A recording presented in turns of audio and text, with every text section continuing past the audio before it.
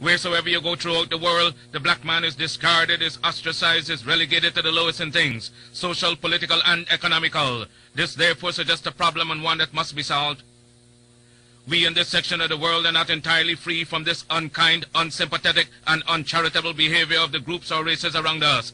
But since man has been placed on his own responsibility, whether he be black, white, or yellow, he must act on his own account. We will not unduly whine or complain, but reason among ourselves and see what can be done to remedy this state of affairs. Life is a conflict. You have to fight your way through it whether you will it or not. Those of us who are able to fight most stubbornly live, accomplish most, and to them go the laurels, the palms, and triumph of our civilization and world. We unfortunately have not been trained nor educated to the truths of life, paradoxically so.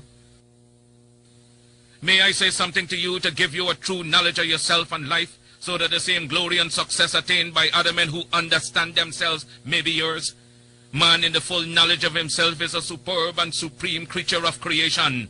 When man becomes possessor of the knowledge of himself, he becomes master of his environment, the captain of his own ship, the director of his own destiny, the accomplisher of his own ends. Man should understand himself because man is full of knowledge, and this knowledge is a gift of nature. When Mother Nature created man, she deprived him of nothing. He was given the faculty of understanding all things around him. This faculty for understanding has not been taken away from him. None of his senses have been taken away from him. So there is no excuse for the black man in lacking the knowledge that man is used to beautify the world and produce all that he needs for his happiness and civilization. Look the world over, and whatever you see in it that is pleasing to man, contributing to man's comfort, to his needs and to his satisfaction, it is but the work of man. Man blessed with the knowledge of himself and the understanding of all things around him.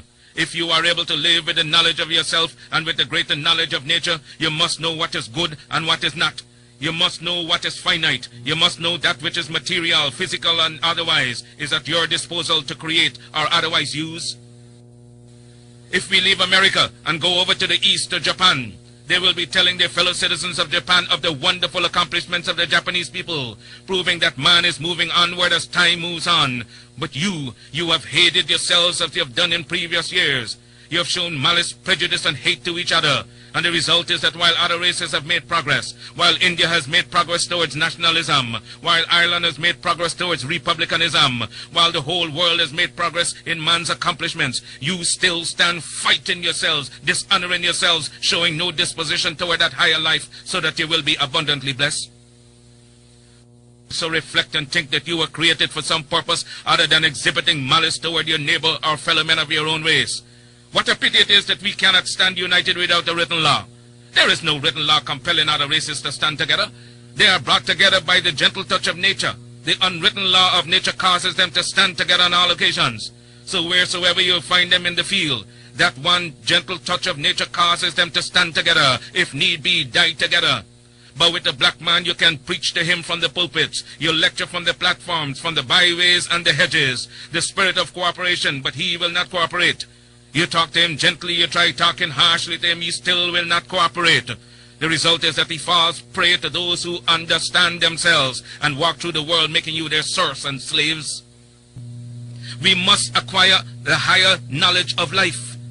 Black men and black women, will you get the knowledge that the white man has that causes him to be leaders and masters in the world? They are not gods with a peculiar source for understanding the world around them. They have only given expression to the knowledge of their humanity and been able to use and conquer all to their satisfaction and glory. And that is why they are always greater than you in every community that you find them. Isn't it strange that wheresoever the white man is found, he takes precedence over you? Why is that so? Answer that for yourselves, black men and black women. Wheresoever you come in contact with the white man, you always have to go down in defeat before him.